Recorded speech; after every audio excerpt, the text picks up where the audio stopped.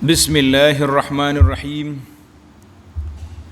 Alhamdulillahi rabbil alamin, wassalatu wassalamu ala rasuli rabbil alamin, nabiyyina wa habibina wa qudwatina Muhammad ibn Abdillah wa ala alihi wa sahbihi wa man sar ala nahjihi wa ihtada bihadihi wa istanna bi sunnati ila yaumiddin. Amma ba'du. Muslimin dan muslimat, para jemaah, para penonton, para pelajar sekalian, Assalamualaikum warahmatullahi wabarakatuh.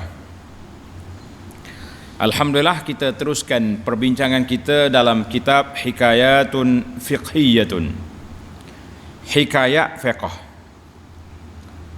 Siri yang ke dalam kuliah kita ni, siri kita 23, siri yang ke-23, kisah seorang perempuan yang bernama Asma binti Yazid bertanya Nabi sallallahu alaihi wasallam tentang bagaimana cara mandi setelah bersih suci daripada haid. Cara mandi lagu mana? Ini soalan dia. Maka Nabi menceritakan, dan kita juga akan belajar apa yang boleh kita istinbat daripada kisah ini, insya-Allah. Hadis ini diriwayat oleh Sayyidah Aisyah radhiyallahu anha, anna Asma binti Yazid radhiyallahu anha sa'alatin nabiyya sallallahu alaihi wasallam an ghuslil mahid. Jadi seorang perempuan sahabiyah, nama dia Asma binti Yazid, dia mari tanya Nabi sallallahu alaihi wasallam tentang hukum cara mandi setelah bersih suci daripada haid. Macam mana cara? Lagu mana nak buat? Maka mandi itu sudah diajar dah, biasa-biasa dah. Mandi junub tu dia sudah belajar. Ini cara haid macam mana? Maka haid ni sama dengan mandi junub, cuma ada tambahan sedikit. Apa tambahan? Ini Nabi kita cerita sallallahu alaihi wasallam, qala ta'khuzu ihdakunna ma'aha wa sidrataha. Hendaklah salah seorang daripada kamu yang nak mandi tadi ambil air dan sidrah. Sidrah ni daun bidara. Daun bidara. Fatatahharu fatuhsinut tuhur. Hendaklah dia bersuci, mandi, dan elokkanlah penyuciannya itu. Mandi biar molek. Biar air itu rata, kena molek-molek. Kan? Summa tasubbu ala ra'siha fatadlukuhu dalkan syadidan. Kemudianlah dia tuang, siram ataupun jirus air ke atas kepalanya. Hendaklah dia gosok-gosok atas kepala dia tu dalkan syadidan, gosok kuat, hatta yablugha syu'una ra'siha, sehingga air sampai kepada kepala, kulit kepala. Mana sampai kepada umbi rambut tu, kena sampai air situ. Itu gosok dulu. Summa tasubbu 'alaihal ma', kemudian dia jirus, siramlah air ke atas tubuh semua. Ini cara-cara ringkas dalam hadis ini. Kita fokus ke bab haid saja. Adapun cara penuh nanti dalam perbincangan 10. Maka Nabi beritahu, summa ta'khuzu firsatan mumassakatan fatatahharu biha. Kemudian hendaklah dia ambil satu jenis kapas yang lekat. Maknanya kapas hok licin, tak lekat dak, kapas yang melekat, lekat air, lekat. Hendaklah dia bersuci, bersihkan dengan kapas itu. Ialah Nabi ni pemalu, syadidul haya wa tawadhu, sangat pemalu, sangat merendah diri Rasulullah sallallahu alaihi wasallam. Maka dia cakap pun berlapik. Qalan Asma tanya pula. Dia tak faham macam mana nak suci dengan kapas tadi. Qalat Asma wa kaifa tatatahharu biha, macam mana nak bersih dengan kapas ni? Qala, kata Nabi sallallahu alaihi wasallam, subhanallah tatahhari biha. Maka Nabi buat pelik ni. Subhanallah maknanya tanda pelik, ajaib mu ni. Tak pandai lagi. Bukan budak baru kecil, budak besar dah dia ni. Mu tak pandai lagi mandi hadas lepas pada haid ni. Jadi supaya apa ni, Nabi nampak malu, dia ulang-ulang juga. Aisyah pegang dia. Faqalat Aisyah tu ka'annaha tukhfi dhalik. Aisyah pun fahamlah Nabi isyarat dah tu. Dia apa tarik Asma, dia kata tatabba'i asarad dam. Mu ambil kapah tahu tu, kamu pergi letak, bersihkan di tempat kesan-kesan darah. Tempat darah keluar, tempat kena darah tu, ambil kapah tu letak bawan, pergi sapu situ. Jadi Aisyah tolong apa? Tolong perjelaskan. Sama-sama perempuan sedap sikit nak bercakap, kan? Nabi dia malu. Wa sa'alatu an ghuslil janabah. Dia tanya pula tentang bagaimana mandi junub biasa lain daripada haid. Kaif? Qala ta'khuzi ma'aki fatatahharina fatuhsinina at-tuhur. Ambil air, basuh elok-elok, perelokkanlah pencucian kamu, au ablighi tuhur, basuh betul-betul biar bersih, biar suci. Thumma tasubbu ala ra'siha fatadlukuhu. Kemudianlah kamu siram air ke atas kepala dan kamu gosok-gosok hatta yablugha syu'una ra'siha, sehingga sampai ke kulit kepala dia tu, kepada umbi rambut. Thumma tufidu 'alaiha al-ma', kemudian siramlah air ke seluruh tubuh. Kita mula belah kanan, kemudian kiri. Faqalat Aisyah radhiyallahu anha, ni'man nisa'u nisa'ul ansar. Sebaik-baik wanita dari kalangan Ansar. Lish? Lam yakun yamna'uhunnal haya'u an yatafaqqahna fid din. Tidak menghalang sifat malu wanita itu untuk belajar memahami ilmu agama. Hadzal hadis rawahul jamaah illa Tirmizi. Baiklah, tamatlah hadis ini. Kita pergi kepada dilalatul hadis. Mana hadis ni hadis sahih. Semua di ahli apa ni kutub as-sittah keluar kecuali Tirmizi. Itu makna rawahul jamaah. Dilalatuha, apakah dalil daripada hadis ini, apa yang kita nak belajar, nak buat dalil dengan dia? Dalilnya ghuslul haidi wa ghuslul janabati wahidun. Mandi junub, mandi kana haid sama je. Wala budda an yablughal ma', mesti sampai air kepada juzur, kepada umbi bulu rambut-rambut wanita itu. Mana sampai ke kulit kepala lah. Air itu kena sampai di situ. Baik. Itu di antara dilalatul hadis dalam bab yang kita bincang ini, bab mandi ni. Kalau kita nak istinbat hadis ni banyak lagi, kan? Adab menuntut ilmu. Bagaimana ustaz tu nak jawab soalan, janganlah jawab pelik setengah. Ustaz ni dia jawab direct padahal kait, itu tak boleh. Kalau boleh berlapik cakap. Nampak wanita ni tak apa faham, suruh isteri kita, pergi cerita dengan dia. Itu lebih baik.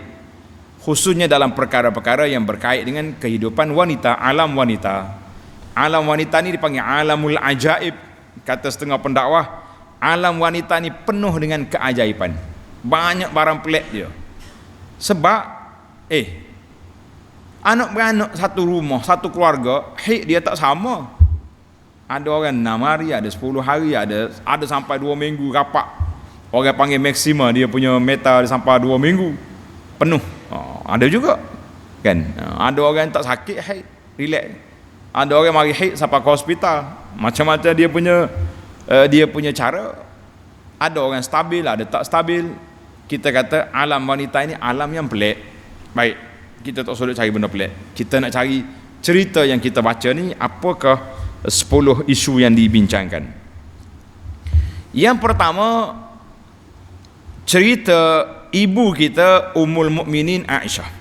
Aisyah ni kita dah cerita beberapa kali, tapi dalam cerita ini maknanya tuan pengarang kita ni setiap kali dia sebut nama Aisyah, dia akan cerita part lain, maknanya cerita lain yang belum dijelaskan. Sebab kalau nak cerita satu cerita je panjang, jadi satu malam ni cerita dia je. Ini kita ambil sikit-sikit. Jadi Aisyah ni ahabbu azwajin Nabi, isteri yang sangat disayangi oleh Nabi sallallahu alaihi wasallam. Kanat imra'atun bayda jamilatun, seorang wanita yang cerah kulit dia, comel orangnya. Tidak kata khipu Aisyah ni dak. Wa min thamma yuqalu laha al-Humaira. Sebab itulah orang panggil Aisyah ni panggil Humaira, mana orang panggil mek comel. Mek mana putih dia tu kemerahan. Ni kita pun nak buat nama Aisyah Humaira tu, tengok kata anak kita warna apa. Tak, setengah orang ni anak dia tidak cerah, Humaira juga, tak jadi.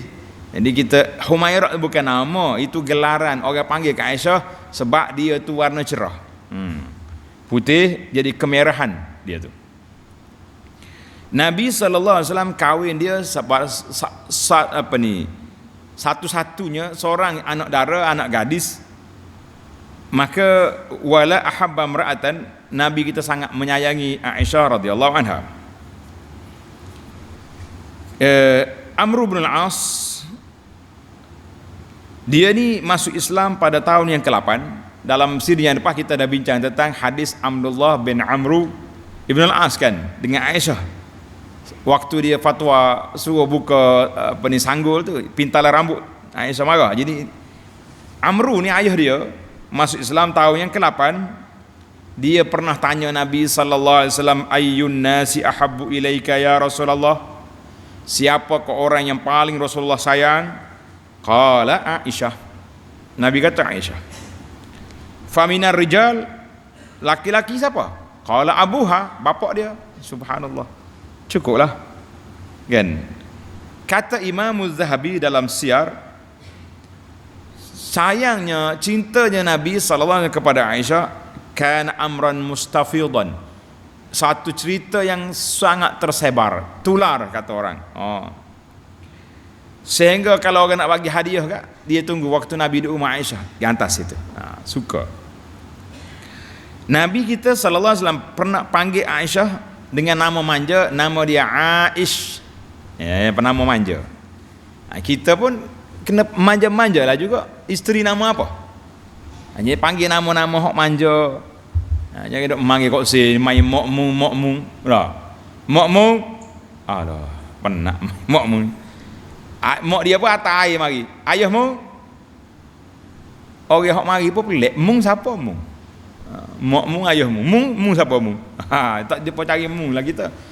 Panggil nama molek-molek. Nabi panggil Aisyah dengan nama manja Aish. Panggil Aish. Ada setengah orang ni Aisyah dia panggil Yush. Macam-macam lah. Yang penting nama pelik dia boleh. Tapi jangan pelik-pelik doa. Tak. Setengah orang ni terlalu sayap doa ke bini dia, boleh anak dia gabung nama pula dah. Jadi dia nama Yahya, bini dia nama Mahani, anak dia nama Yamaha. Ada juga lagu tu. Main nama Yamaha pula dah ni. Penat kita. Jibril alaihissalam pernah menyampaikan salam kepada Aisyah. Maka Nabi SAW beritahu, ya Aish, hadza Jibril, ini Jibril sampai salam kepadamu. Qalat, kata Aisyah jawab, wa alaihi salam wa rahmatullah, tara ma la nara ya Rasulullah, Tuhan tengok apa yang kami tak boleh tengok, iaitu malaikat. Hadzal hadis rawahu Bukhari wa Muslim. Bilangan hadis yang diriwayat oleh Sayyidah Aisyah radhiyallahu anha sampai kepada 2000 alfaini wa mi'atain wa asyara, 2210 hadis. Ittafaqal Bukhari wa Muslim, sebanyak 174 hadis. Bukhari saja 54, Muslim saja 69 radhiyallahu anha. Mati wafatnya Sayyidah Aisyah dan dikebumikan di perkuburan Baqi di Madinah pada malam 17 Ramadan tahun 58. Ketika itu umur dia 63 tahun wa ashhur dan beberapa bulan radhiyallahu anha. Itu Aisyah. Kita pergi pula kepada penyoal soalan. Penyoal soalan ni belum dengar lagi nama dia. Nama dia Asma. Tanda ni makcik-makcik kita ni. Kita terima kasih kepada Asma ni sebab dia yang bertanya, kita dapat hukum kan. Asma binti Yazid ibnu Sakan Al-Ansariyah Al-Ausiyah Al-Ashhaliyah. Al-Ashhaliyah tu Al-Ansari sebab dia orang Madinah. Al-Ausi dia kabilah Aus. Dia panggil Al-Ashhaliyah. Dia ni daripada Bani Abdul Ashhal.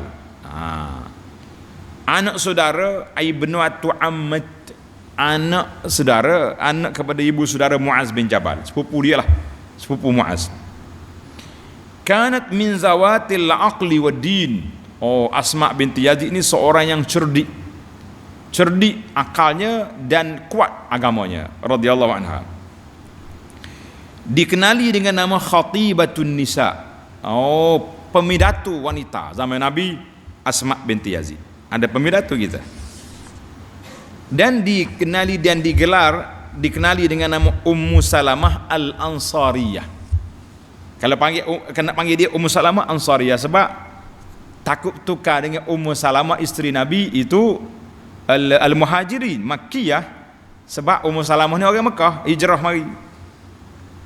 Dia ni termasuk di kalangan wanita yang telah ikat setia dan berjuang bersama Nabi sallallahu alaihi wasallam. Ada riwayat mengatakan dia pernah menghadiri Bai'atul Ridwan pada hari Hudaibiyah. Dan dia telah bunuh orang kafir dengan tiang khemah dia pada hari peperangan Yarmouk. Tis'at minar Rum, 9 orang Rum dia bunuh dengan tiang khemah dia. Allahu Akbar. Dia hidup sehingga kepada pemerintahan Yazid bin Muawiyah. Dia tinggal di Dimashq dan dikuburkan dengan bi maqbaratil Babis Saghir. Dan dia juga telah meriwayatkan beberapa hadis daripada Nabi sallallahu alaihi wasallam.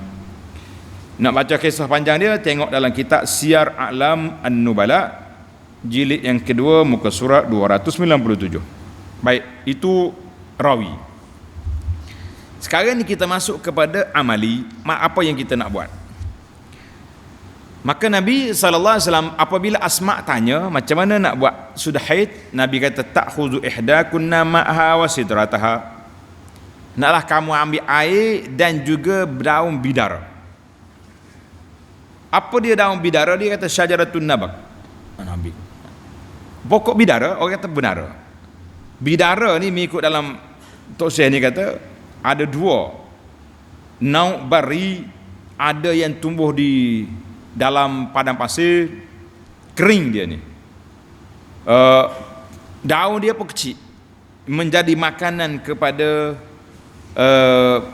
kambing. Mana makanan hayawan. Satu lagi tumbuh di fi ardin, di bumi yang baik, maka daun dia tu hijau, besar dan buah dia sedap. Boleh jadi hak ni orang guna ni sebab dia punya bau elok, bauan dia. Maka orang-orang zaman dulu mengambil daun ini, dia letak dalam air itu jadi buih, berbuih ataupun jebok, orang Kelantan kata jebok air kan. Maka keluar bau yang baik, wangi, sedap lah. Dia bukan macam wangi bau bunga tu, ada wangi dia sendiri juga. Jadi bila kita mandi dengan air ni, kita rasa refresh, rasa segar, sehat kan. Jadi kata di pengarang kita, dia kata Jadi orang zaman dulu biasanya dia ambil daun bidara ni, dia akan keringkan dia. Kering, lepas tu dia kisar. Tumbuk, kan tu simpan dalam bekas. Bila nak mandi, ambil sikit, letak dalam air. Air tu jadi keluar buih. Kalau zaman kita kan enggak sabun lah ni. Nah, ambil air sabun, shampoo, shower gel. Yang pentingnya itu zaman dia. Jadi alhamdulillah Nabi suruh ambil, yang pentingnya ambil bau-bauan. Kata di para ulama, wal yaum qama sabun maqama sidri fit tanzifi wat tatib. Zaman kita ini cukuplah kalau kita tak payah lagi cari-cari daun lagi. Sombak habis tanah. Cukup dengan kita ambil sabun, shampoo, shower gel, mandi. Alhamdulillah, nikmat.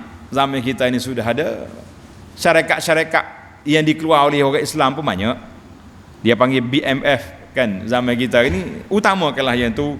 Tak suruh utama sangat puak-puak MLM yang duk sibuk dengan jual barang-barang hak mari daripada negara kafir, tapi oleh kerana pulangan tinggi sanggup tinggal hak barang-barang yang dibuat oleh orang Islam. Kita kata ini perlu dimuhasabahlah sama-sama kita, insya-Allah. Baik. Masalah yang keempat, dalam perbincangan hadis Ubaid bin Umair kan, iaitu Aisyah radhiyallahu anha kata tak perlu dibuka sanggur, buka pintalan rambut. Jadi macam mana di sini dia suruh sampai kepada kepala, mana kena capur dua cerita tu. Maka sedikit ulama mazhab Hambali dia bezakan di antara mandi haid dengan mandi junub. Mandi junub tak apa, tak buka. Mandi haid kena buka sebab sebulan sekali je. Tapi mengikut hadis Ubaid bin Umair dan hadis Ummu Salamah yang telah kita bincang dalam siri yang lepas, dua-duanya menunjukkan bahawa sama, tak perlu buka pintalan. Tetapi dua-dua mandi tu, mandi junub ke mandi haid, mesti kita kena gosok kepala kita sehingga sampai kepada juzur syar, sampai kepada umbi rambut kita tu. Maknanya kepala tu kena sampai shampoo, sampai sabun kena ada, sampai air. Bila sampai semua itu, barulah kita gosok, kita siram jiruh semua tubuh kita. Laki-laki dengan perempuan sama ya. Berbezanya bagi orang mandi haid, orang perempuan selepas dia mandi haid, dia kena ambil kapas, pergi letak bauan di tempat haid, keluar haid, dan di mana tempat yang terkena darah haid, sekitar kawasan itulah. Itu kerja orang perempuan tahu. Orang lain dengar cerita. Baik, masalah yang kelima, kaifiyatul ightisal minal haid. Bagaimana cara mandi haid? Bagaimana cara? Yang pertama, kita kena niat. Niat mandi haid. Dia panggil mandi junub ataupun angkat hadas besar, semua tu boleh lah. Kata di para ulama, tanda sikit. Niat yang membezakan di antara adat dengan ibadat. Niat membezakan di antara adat dengan ibadat. Kita orang Melayu ni mandi 3 kali 4 kali sehari. Betul tak? Nak subuh mandi, tengah hari zuhur mandi, nak pergi asar mandi lagi, maghrib 4 kali mandi. Itu adat.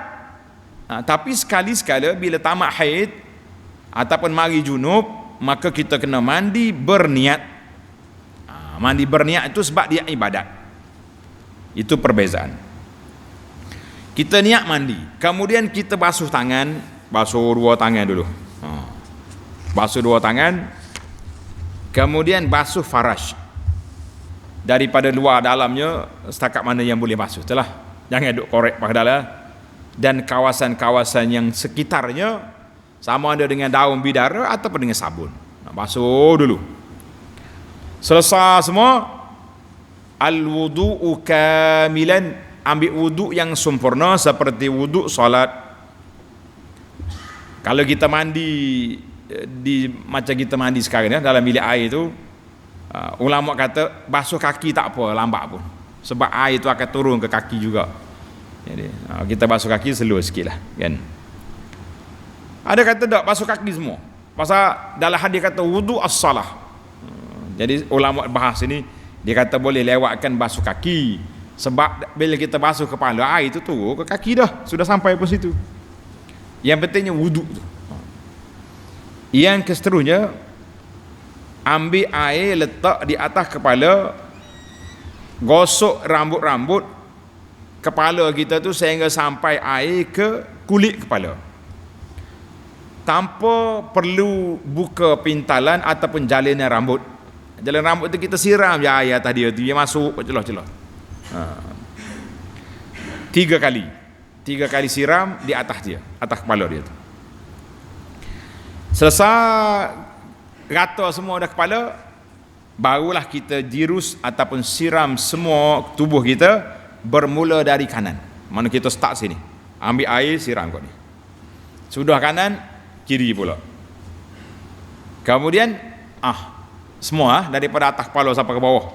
Ta'mimul ma'.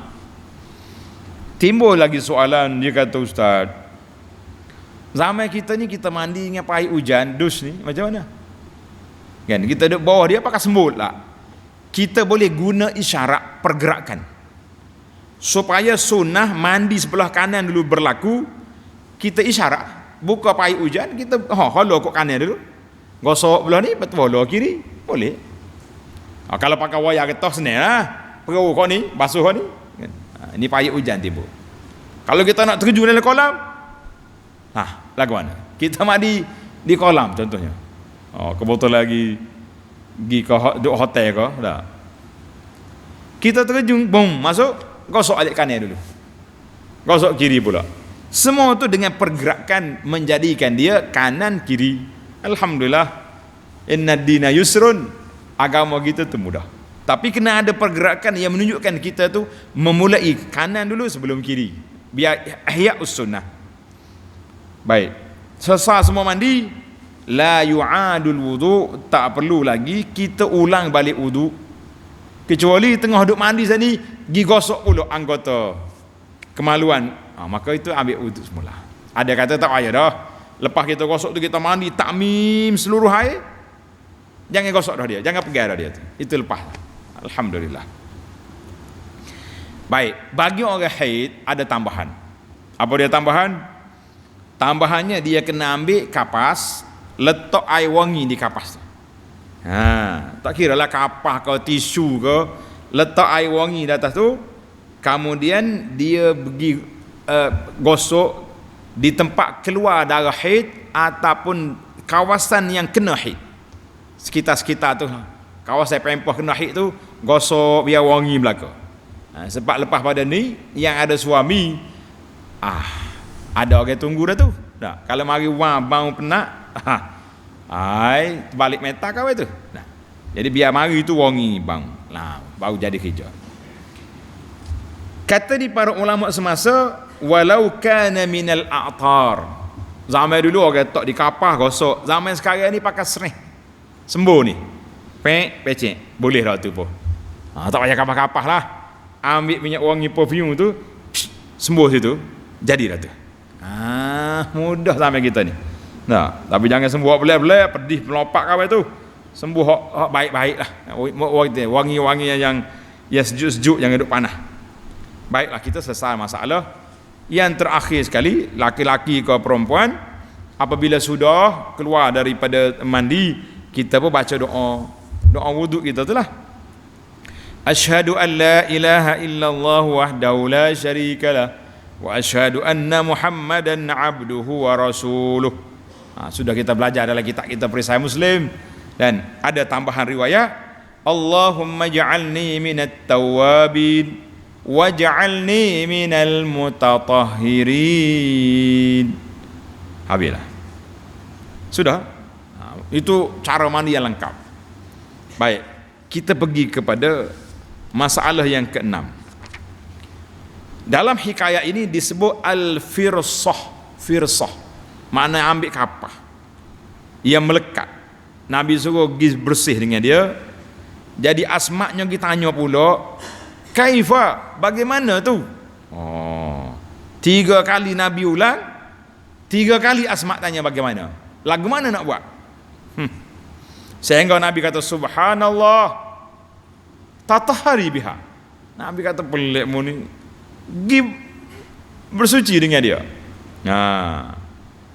Kata di para ulama, wa tasbih yadullu ala ta'ajjub. Tasbih tu makna rasa pelik. Tak pandai lagi dia ni. Tokelah mokmu tak ajar. Tak beritahu cara-cara mandi ni. Siapa begini mau mari 3 kali Nabi ulang tak faham-faham. Itu Nabi kita ni malu sangat-sangat dia.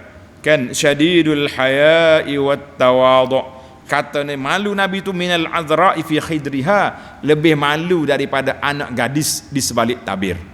Anak gadis balik tabir, anak gadis hari kita hari ni 5 tahun nak melopak sekali dengan budak-budak jatuh. Malu apa lagi? Sudah tidak ada malu lagi. Kedia-kedia ni pula mari istilah malu apa bosku pula dah. Kita kata bahaya tu. Nanti orang jadi tak malu, bahaya. Baik, yang ketujuh, peranan isteri ustazah, iaitu Aisyah radhiyallahu anha, ketika dia tengok benda ni benda dalaman, benda masalah kemaluan, maka Nabi tak mau sebut. Tamu-tamu pula depan orang perempuan, maka Aisyah panggil dia, Asma, tatabba'i asar dam. Mu ambil kapah tadi letak wangian, pergi letak gosok di tempat kesan darah keluar tu di mana? Dalam faraknya, tepi faraknya kan. Jadi itu membuat lagu itulah. Jangan duduk tanya banyak-banyak kak. Jadi Aisyah apabila tengok Nabi macam payuh sikitlah nak jawab tu, Aisyah pun tarik. Asma, dia hurai balik. Ini penting kan. Mana penting sangat-sangat para pelajar sekalian, bukan saja peranan Aisyah tu setakat syarah Nabi malu tadi, tapi dia cakap pelan-pelan dengan Asma, kerana ini urusan wanita. Maka Nabi SAW ajar semua perkara kepada wanita, terutama sekali dalam masalah-masalah begini dia ajar kepada isteri dia. Maka peranan isteri kena ajar kepada wanita lain. Zaman kita hari ni, ustazah-ustazah kita lah pula kena panjang-panjangkan isu-isu macam ni kepada kelah-kelah fardu ain, kelah mengaji bab taharah ni kepada wanita-wanita di tempat masing-masing, sama ada di masjid, di surau, di sekolah, tempat-tempat kuliah. Kena panjang-panjangkan cerita ini. Kita bimbang takut orang tak faham. Mandi. Ni anak baca dalam surat khabar ni, ada budak perempuan umur berapa belah tahun dah. Dia kata dia tak mandi lagi junub.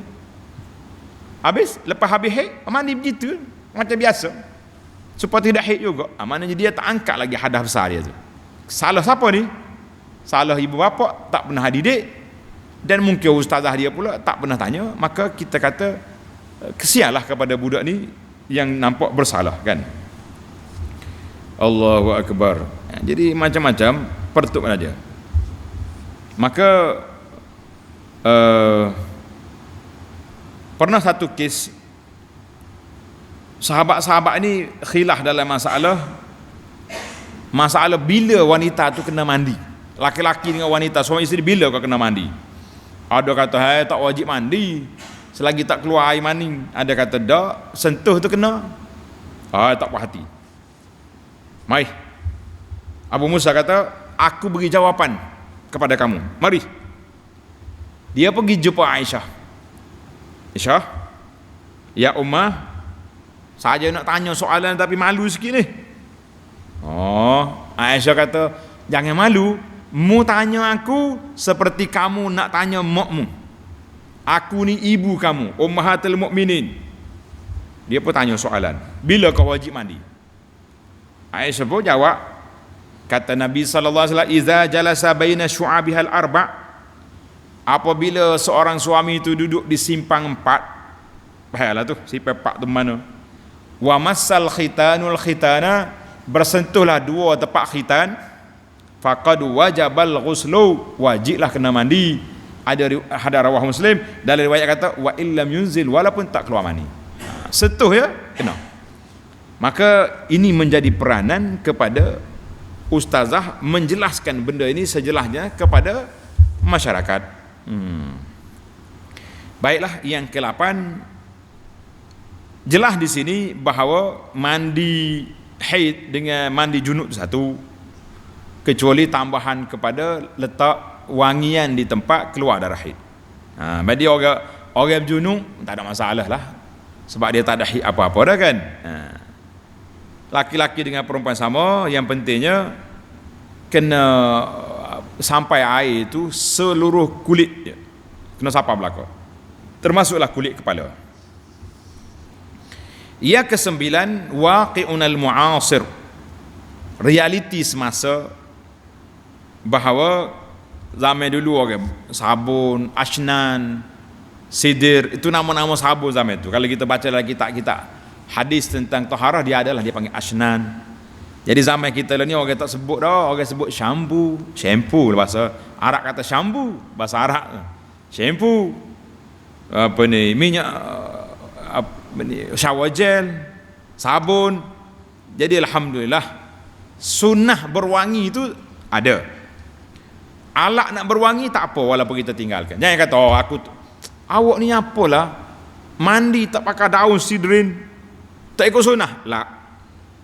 Jadi kata di para ulama, ibadat itu jadi ibadat walaupun kita mengguna peralatan yang baru. Jangan kata awak ni tak guna ni. Macam kita ni timbul soalan tentang berus gigi. Kita hari ni jarang ada tuan-tuan dan puan-puan hak bawa kayu siwak dalam poket, jarang nak jumpa dah. Kita pun meninggal ya kan. Ada kayu siwak ni sentiasa ada kita. Sebab nak didik masyarakat bahawa sunnah kita bersiwak. Ni jangan kata tak ada. Siwak kena ada ni. Ni kayu siwak. Dia panggil miswak. Sedap bau dia. Bau kalau kita buat beruh gigi bau ke apa kita? Bau bawah dengan bau petak kita ada. Siwak ni dia ada dia punya tersendiri. Nak tanya ni, sepanjang kita ada ni. Berapa orang ada siwak? Ni hak alam ayang ni berapa orang ada siwak? Angkat tangan tengok. Tak bawa dah. Sebab kita duk main beruh gigi. Tak apalah. Adakah kita beruh gigi dengan berus itu tidak ikut sunnah? Itu simbol soalan.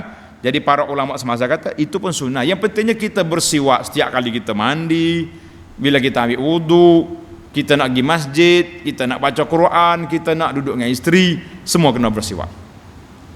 Walaupun dengan beruh, itu dia panggil siwak zaman kita. Siwak zaman kita, cuma payahlah kalau guna beruh gigi. Nabi kata nak solat siwak. Tak bila kita nak Allah Akbar cari air dulu tak jumpa cari lah gitu kan. Jadi kita kena ada batang siwak kita ni kena ada.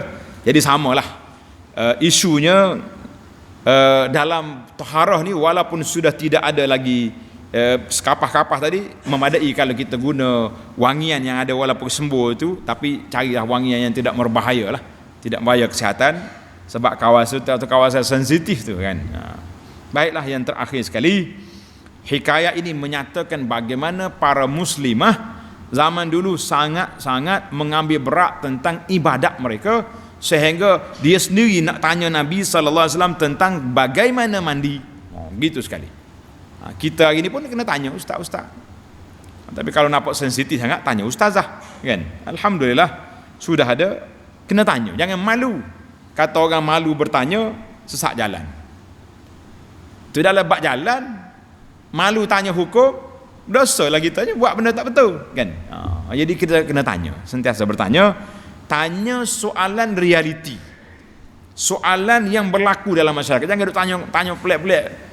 Orang Kelantan kata, jangan duk tanya kok kok dah, apakah ustaz tak saya layan juga pelik-pelik gini. Nah, kita tanya soalan yang betul-betul nak tahu.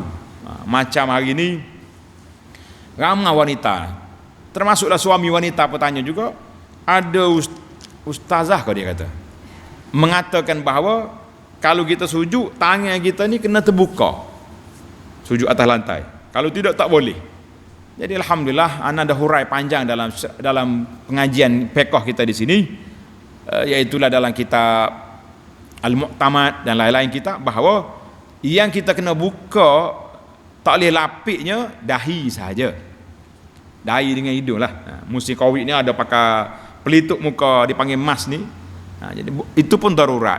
Kalau boleh kak, tidak patut kak kita buka lah sikit. Biar hidung dengan dahi itu kena atas lantai. Adapun anggota lain, kita kena ingat anggota sujud 7 perkara. 2 kaki, kaki tapak perut kaki tu. 2 lutut dan 2 tangan. Jadi tak ada pula orang kata kaki pun kena buka juga. Kalau wanita buka kaki batal solat dia tu kan. Jadi kita dalam sujud kita boleh sujud dengan stokin boleh. Lutut tak payah selok kain nak sujud lutut kena atas lantai tak ada. Tangan pun sama juga. Yang kena bukanya iaitulah dahi sahaja. Wallahu a'lam. Jadi janganlah banyak-banyak sangat masalah. Kita pun kalau nak keluar-keluar kenyataan-kenyataan tu biar jelas lah sahabat-sahabat kita yang nak yang nak potong video ni pun kena potong biar habis tajuk. Ni setengah orang dia kerak setengah. Kemudian tajuk tak habis menimbulkan fitnah kepada ustaz tu sendiri, kepada guru dia tu sendiri sebab ayat dia terpotong, ayat tidak habis. Jadi alhamdulillah tamatlah hikayat kita yang ke-23. Insya-Allah kita akan sambung lagi hikayat yang ke-24 dalam CD yang akan datang insya-Allah. Subhanakallahumma wa bihamdika asyhadu an la ilaha illa anta astaghfiruka wa atubu ilaik. Wa sallallahu ala nabiyyina Muhammad wa ala alihi wa sahbihi ajma'in walhamdulillahi rabbil alamin.